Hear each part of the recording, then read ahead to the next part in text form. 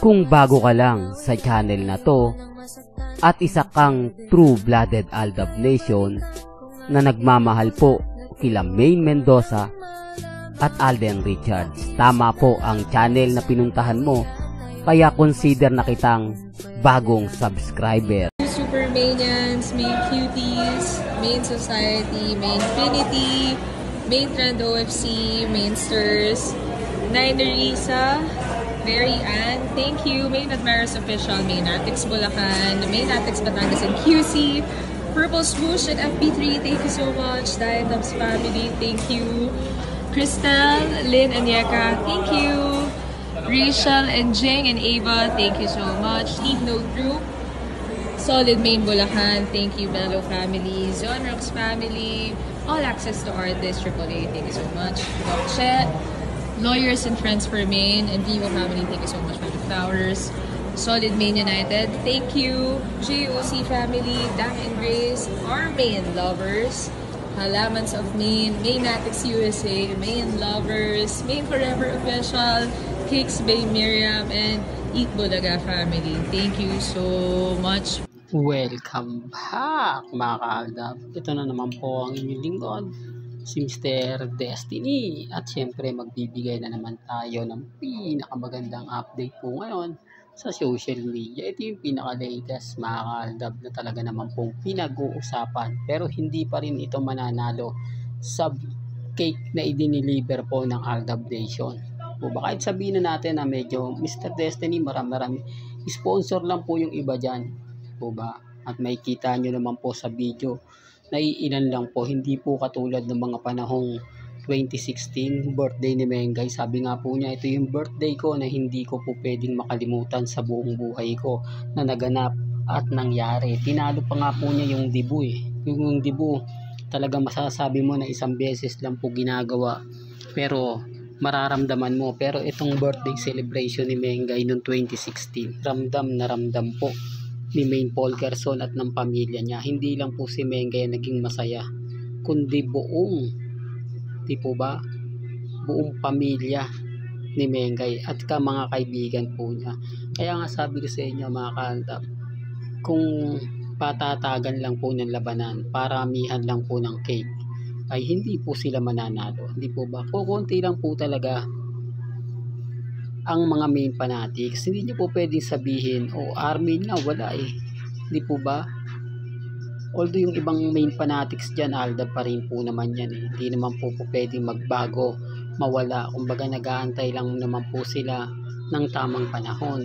Nag-aantay lang naman po sila na muling sumiklab ang fandom ng Aldab Nation. Kaya sabi ko sa inyo, maging kampante lang kayo, maging relax. Alam ko maraming nambubuli ngayon sa atin dahil nga po sa pag-guest ni Congressman Arjo. Okay lang yan, normal lang po yun. Ako nga po, hindi ako basta-basta nagpapa-apekto, hindi tayo basta-basta nawawala ng pag-asa. Hindi po ba na kahit napakarami pong issue na binabato po sa akin, wala pong problema. Ngayon ang cut din talagang wala na, no? Tapos aantayin na lang po natin yung magaganap at mangyayari dito po sa bakasyon ni Mengay. Hindi natin alam kung saan nga po ba siya pupunta talaga, kasi maraming kwento na mahirap talagang paniwala. Sabi ko nga po sa inyo, pag hindi po si Mengay aalis, pupunta ng ibang bansa, malamang private resort yan. Sa private resort nila Richard Polkerson. Hindi naman lingid sa inyong kaalaman na bumili po ng private resort sina Alden Richards at si Maine Polkerson. Malapit nga po raw yun sa Dagak. Baka sabihin nyo, issue na naman yan, Mr. Destiny. Hindi, matagal na pong issue yan na nakuha na po natin at marami na nga pong nagpakita ng ebidensya at resibo. Pero hindi po tayo pwedeng mamilit sa mga taong ayaw pong maniwala.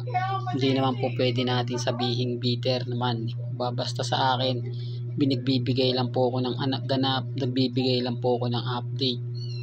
Baka sabihin po, may mag-react dyan na si Mengay, itong ganto ganyan, etc. Nasa Eat Bulaga, sabi mo magbabakasyon. Monday to Wednesday, tape lang po ang Eat Bulaga. Para lang po sa kaalaman ng lahat. Para lang po sa mga bumibisita. At syempre sa susunod na araw po hindi nyo na makikita si Mrs. Paul Carson. O ngayon walang ganap pa, walang update, walang masasabi mong pumapabor para po sa mga army, pumapabor para po sa mga kritiko ni Mr. Destiny. Tahimik po lahat. O pag-usapan natin si Alden, sino-sino yung kasama ni Alden ngayon? Sina Barbie Fortesa, Christopher Martin, Alden Richards. Sila lang naman po talaga yung kumbaga pinipiling makasama ni Alden Richards, na alam niya na hindi siya magagawa ng issue, na alam niya na matagal niya na po itong kaibigan.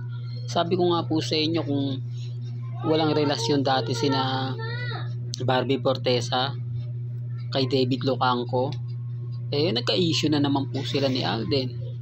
Di po ba? Pansin nyo bakit kapag magkakasama sina Barbie Fortesa at si Sanya Lopez, hindi dyan sumasama si Alden? De, for the record lang, pansin nyo, umiiwas na po kasi si Alden. Ayaw niya na machismis. Di po ba? Ganyan na po siya ka sensitibo ngayon. Kasi wala na po siya sa GMA Kumbaga ano na lang siya freelancer na lang siya sa loob ng GMA. Although, doon pa rin po siya nagtatrabaho. Kumbaga on call, parang si Christopher Martin. Di po ba? Pero pwede niya na pong gawin ang gusto niyang gawin. Gaya po ng, kumbaga dati, di po ba nawala si Christopher Martin? Tapos binunyag ni Christopher Martin na may anak siyang babae, 6 years old, 6 o 7 po ata yun, na alam daw po ng buong pamilya niya, alam ng buong kaibigan niya, alam niya yan sa mga malalapit sa showbiz sa kanya. Pero hindi niya yan sinabi dahil utos nga po daw ng management. Di po ba na bawal siyang maglabas? Kumbaga pag tinanong siya, single siya o ngayon. Kaya nga po yan ang hinihintay natin. Ito yung inaabangan natin kay Alden Richards na magsalita na. Di po ba? Malay nyo, sa makalawag, gulatin po kayo niyan. Ito yung mga panahon na ipinakahihintay natin. Ito yung mga panahon na kumbaga gustong-gusto natin na maganap at mangyari. At sa mga magre-react dyan, wala po talagang pelikula, teleserye sina Julia Barreto. Kaya nga po ako updated Pinapakita ko po sa inyo yung ganap ni Alden kapag may photoshoot siya, TV commercial, katulad ng jogging, di po ba? At least updated kayo sa akin. Di po pwedeng sabihin, nagsisimula na yung teleserye nila, nagsisimula na yung pelikula, nag-aano na sila ng shooting. Huwag po kayong magulat, huwag po kayong magtaka kung may mga ganyang issue, pero hindi naman po sila nakakaporma sa atin. Hindi naman lang po pwedeng sabihin na paniniwalaan sila dahil 101% po mga kaaldab. Nakita nyo naman po at ramdam ninyo na tayo po yung nangunguna. Tayo po yung masasabing 101% na updated. Kaya nga po nagagalit sa akin ang Katin. Pansin niyo po ba, simula pa lang po na nag-upload tayo about kay Catherine at kay Alden na magkaibigan lang sila, binabaha ko ng batikos. O nasa na po ngayon sila? Bakit hindi po sila mag-react na tama ka Mr. Destiny, kasi puro pambabash ang ginawa ko sa'yo, puro panglalait, pangalipusta, na hindi lang yan pang promotion, totoong ano na yan, na magkarelasyon sila. Ano ngayon? Hindi po ba tama ako? Hindi po ba nagkabalikan sina Catherine at Daniel Padilla?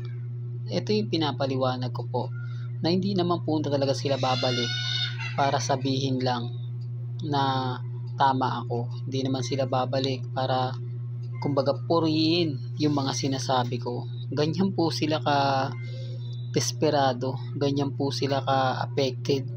Tapos sasabihin nila na lahat daw po ng ginagawa ko, ano lang daw, fake news. Wala po tayong fake news dito. Lahat po ng mga sinasabi ko, base po ito sa mga napapanood ko, sa mga nakikita ko sa social media. Yung iba po kasi hindi naman po talaga yan alam Yung iba, basta pag nakakita lang ng video, akala nila totoo na. Hindi naman po yan mag-iimbestiga gaya po natin Hindi naman yan, kanino ba galing yan? Hahanapin kung kanino nagmula. tapos may magko-komento. Tignan nyo po yung komento kung totoo yun. Kasi may mga tao magre-react at magre-react.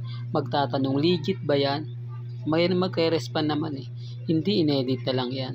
Doon pa lang makikita nyo na. Kaya lang, syempre yung admin, minsan binubara yan. Minsan tinatanggal nila yan. Lalo na po kapag alam nila na nababati ko sila.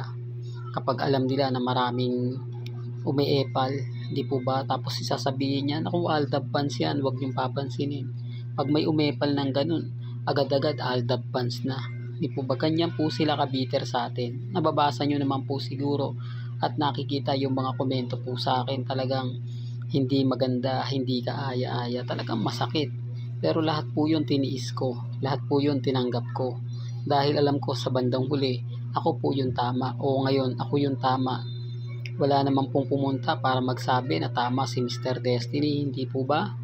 Well, hanggang dito na lang po ang ating latest updates. Kaya kung gusto nyo pa po ng pinaka-latest at sariwang update, abay tumutok lang po kayo dito po sa channel ni Mr. Destiny para updated po kayo sa mga latest at sa mga bagong video po na ilalabas po natin maya-maya lang. Hanggang sa muli, salamat po sa panonood at pakikinig.